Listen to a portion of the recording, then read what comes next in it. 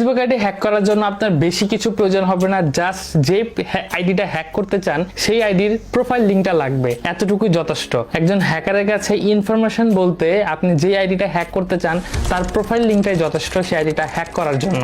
একজন হ্যাকার কোনো সিস্টেমে দুর্বলতা খুঁজে বের করে সর্বপ্রথম, এবং তারপর সেই দুর্বলতাটাকে ব্যবহার করে অ্যাটাক করে সিস্টেমের উপর। এভাবেই একজন হ্যাকার কোনো সিস্টেম, কম্পিউটার কিংবা নেটওয়ার্কের উপর অ্যাক্সেস গেইন করে। আমরা বিভিন্ন ধরনের গোপন ইনফরমেশন, বিভিন্ন ডিটেল নেটওয়ার্কের ইনফরমেশন, কোনো লোকের ইনফরমেশন, আইপি অ্যাড্রেস, অনেক সময় আমাদের প্রয়োজন পড়ে বিভিন্ন অ্যাকাউন্ট ট্র্যাকিং করা, সেগুলো সম্পর্কে সিস্টেমের কিভাবে ভালনারেবিলিটি অ্যানালাইসিস করতে হয়, বিভিন্ন ধরনের ওয়্যারলেস নেটওয়ার্ক হ্যাকিং, আমরা ওয়াইফাই নেটওয়ার্কগুলো কিভাবে হ্যাক করা হচ্ছে, WPA2, WPA3 লেটেস্ট জেনারেশনের যে ওয়াইফাই অ্যাডাপ্টারগুলো রয়েছে এগুলোর উপর কিভাবে বিভিন্ন হ্যাকিং অ্যাটাক পারফর্ম করা হয়, man in the middle attack ব্যবহার করে বিভিন্ন ধরনের ইনফরমেশন শেয়ার করা হয়।